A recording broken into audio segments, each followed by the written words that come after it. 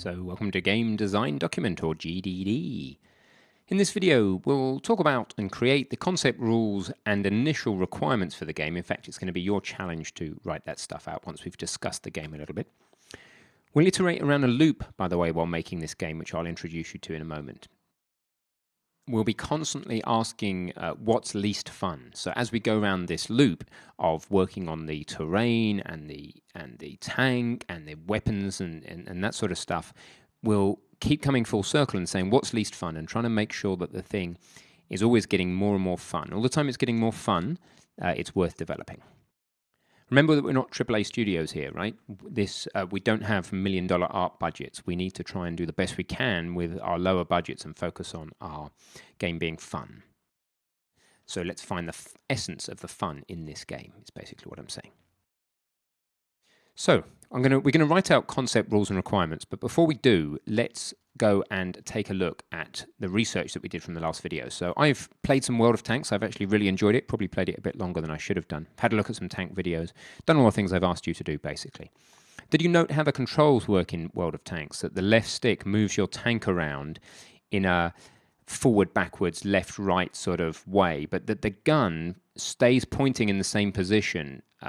Your right stick actually moves the gun aim point. So that's quite a novel form of control. We'll experiment with a few different ones before deciding for sure that this is what we want to do. So this is like a fly-by-wire tank that they're using, where the turret will always point in the same position unless you either tell it to point elsewhere or you climb up a piece of terrain that makes it impossible for the turret to point in that position.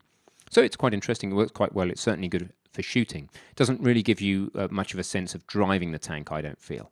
I would quite like to have independent speed control over the two tracks, perhaps on the two triggers on a controller. But, you know, we can play with different types of control. But the general idea we're going to have is just single tank versus single tank in an open terrain, something like we're seeing here, with hills in the way so that we can get some cover. And you can take a certain number of shots before you're dead, and you'll have a simple indicator on the screen saying how much damage you've taken. And then the other tank will either be an AI or be another player on split screen, possibly on a second monitor, depending on how we get on. And the idea is to position yourself, get in range, and then shoot the other tank. And it's going to be a lot of fun. So what I'd like you to do is to write out what you think, in your words, the concept, rules, and requirements are for this game.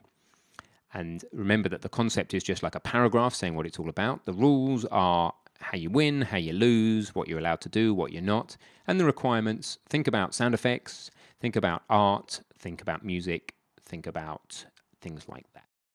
And then when you finished, come back, share those things, by the way, with your fellow students in the discussion so that we can see what your ideas are for the game. It'll also steer the direction of this section slightly for those people who are taking it as it's produced. And then pop back in and I'll talk you through my concept rules and requirements. Hey, welcome back. So I'm just going to say that the concept is a simple tank battle in an open world, and it's a head-to-head tank combat game. And the terrain will be used for tactical advantage, and the focus will be on flow and feel.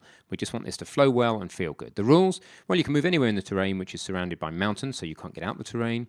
Both players start with finite health and ammo, and each direct hit takes away health. And the last player standing wins. They're the simple rules.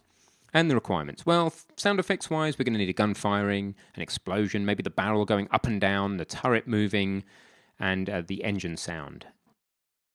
Static meshes, well, we're going to need a simple tank comprising of tracks, body, turret, and barrel. But in the first place, I'm just going to use primitives inside Unreal, and we'll actually build up the mesh requirements later. Might buy in an asset, have some custom assets made. We'll see as we go through, but I want to show you how to start with just using primitive objects, just to test the control system and test the idea of your game. Later on, we want to add some textures for visual flair, and we'll want some sort of background music to create some tension in here, which will be fun, of course. Cool, so that's the GDD done. It's easy, isn't it, GDDs? They are worth doing. They don't take long, and they do make you think about what's involved. You probably never look at it again. You might look at it again and update it, but it's not to be stressed about, but it's definitely worth the exercise of just doing. So how are we going to build this game? Well, let's do an iterative cycle. Let's go round and round and round, making sure that it's always fun at every stage. So we'll build the world first. Just get a very simple terrain out there. Then we'll put something representing a tank. It'll probably start as just a cube, as a block. Then we'll think about the controls, because a block sitting on a world is a bit boring. So we'll think about how we're going to control this thing, and we'll try at least one, perhaps a couple of options for control schemes. Then we'll think about this player 2 thing, which is either a human player or an AI. We need something to shoot at, right? Even if it's not moving anywhere in the beginning. Then we'll get some basic user interface. We need to know whether the other player is nearly dead and how many bullets we've got left and when we can fire next. Before going back to the world and saying, right, the world's probably really boring, let's make it a bit more interesting, a bit more challenging, and then we'll keep going around the loop again and again and again. Weapon systems will be included over here in tank. Controls will be everything to do with controls. Player 2 is player 2 and AI. UI is user interface. So you get the idea. We're going to go around this loop again and again and again until we've decided our game is good enough for an initial shipping. So that is it. That's a game design document. That's pretty cool. Your challenge was earlier on. You've already written out your ideas. So if you haven't done it already, write and share your GDD. Write your understanding of the concepts, the rules, the requirements, and share your work with us. And I will see you in the next video where we'll actually set this project up in GitHub on the web this time and take a little look at version control a bit more deeply before diving into the project.